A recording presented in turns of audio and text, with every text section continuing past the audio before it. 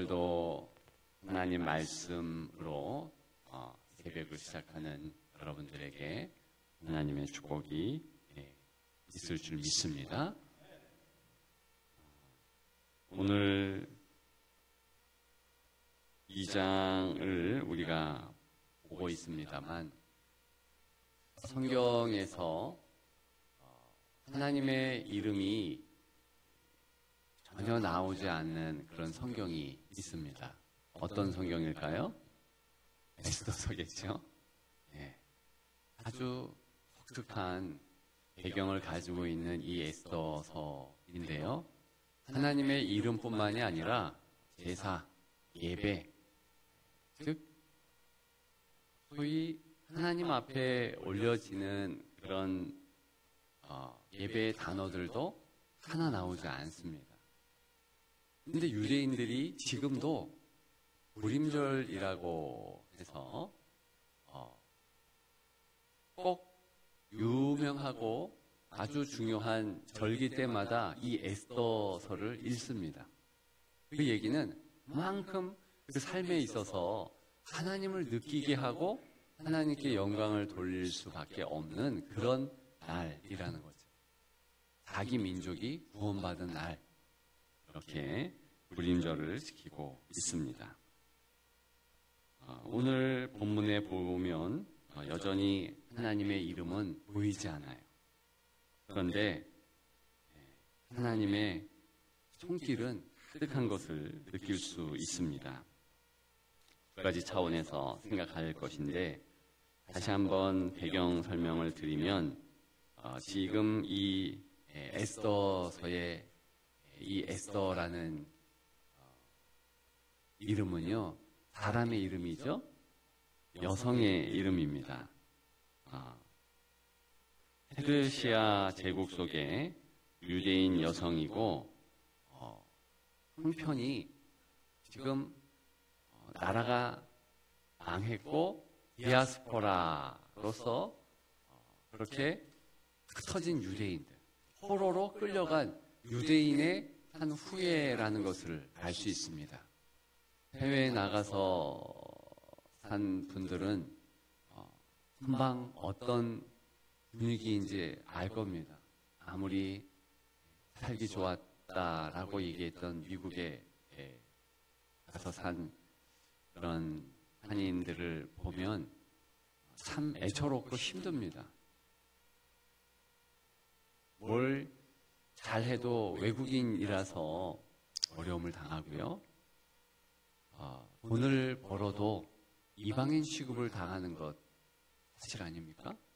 힘들어요.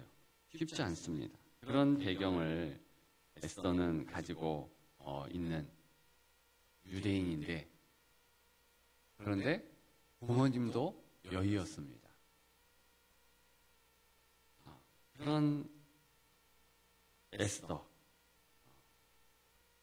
왕후 와스디의 폐위 이후에 이제 새 왕후를 뽑는 일에 이제 관여하게 되고 그녀가 간택되게 되죠.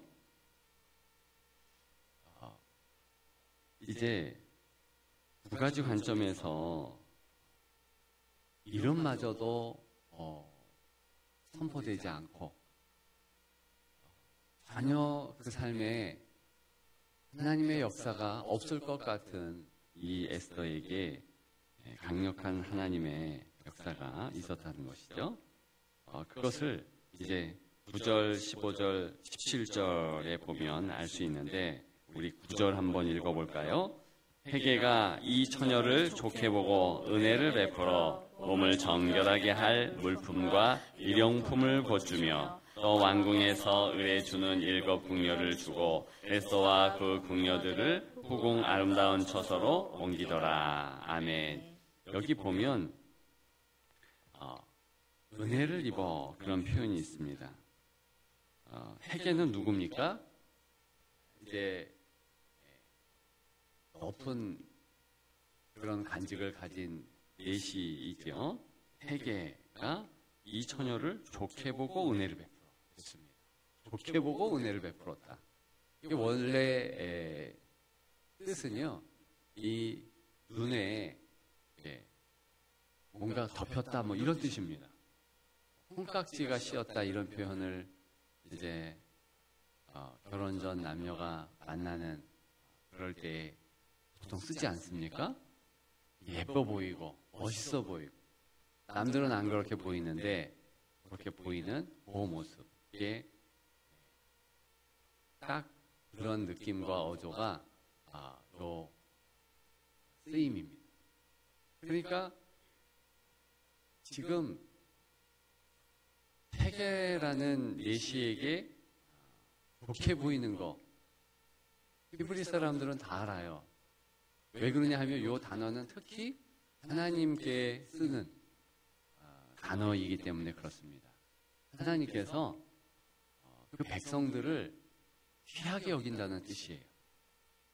하나님께서 마치 콩깍지가 씌운 것처럼 자격도 없고 부족한데 그렇게 예쁘게 보신다라는 의미를 갖고 있습니다. 그러니까 회개가 이 에스더를 예쁘게 보기 이전에 하나님이 에스더를 귀하고 예쁘게 봤다는 거예요. 여러분들을 하나님께서 그렇게 보시는 줄을 믿습니다. 제가 확신컨대 그랬기 때문에 이 자리에 앉아 있는 거예요. 만약에 하나님께서 그런 마음을 주시지 않고 또 마음이 없는데도 기도할 환경 주시지 않았다면 여기 있지 않았죠. 우리가 때로는 좋아서만 기도 자리로 나오지 않거든요. 너무 힘들고 너무 어려운데 기도하지 않으면 안 돼요.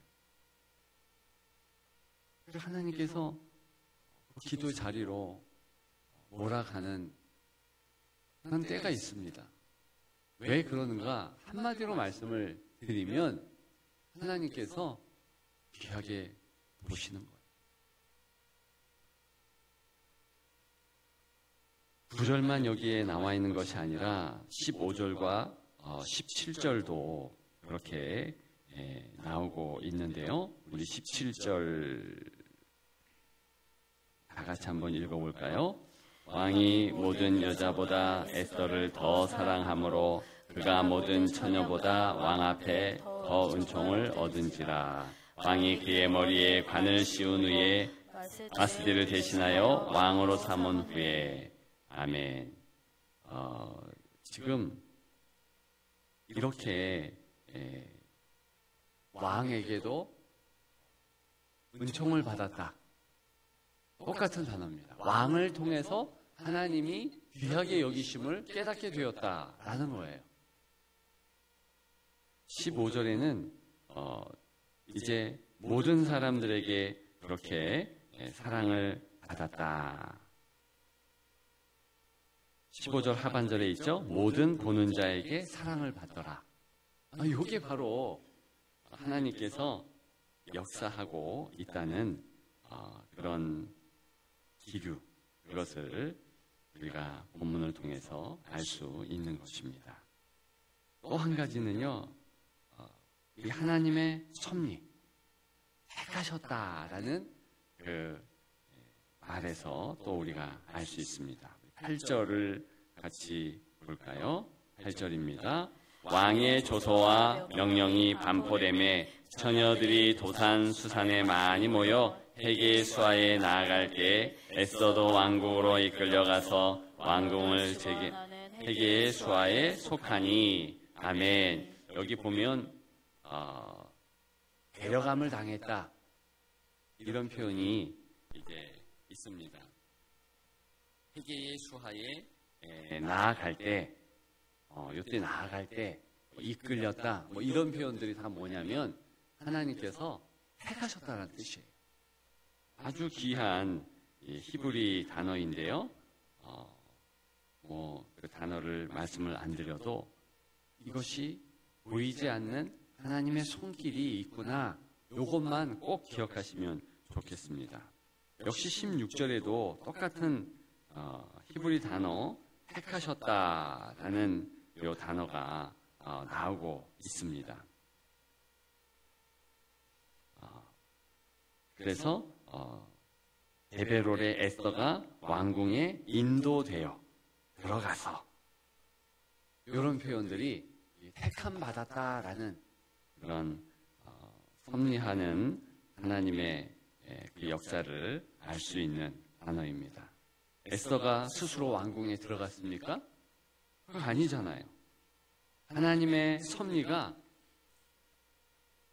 마치 겨울날에 꽁꽁 얼은 그 시냇가의 그 얼음 밑에 물이 흐르듯이 그렇게 보이지 않는 하나님의 손길이 붙잡고 그리고 하나님의 섭리가 조용히 그러나 강력하게 움직이고 있다는 것입니다. 그래서 여러분들이 에스더서의 전체 내용을 다 아시잖아요. 이 고아이고 공토의 땅으로 끌려간 한 이름 모를 그런 소녀로 살고 있는데 하나님께서 그를 예쁘게 보시고 선택하시고 이렇게 이끌어 주신.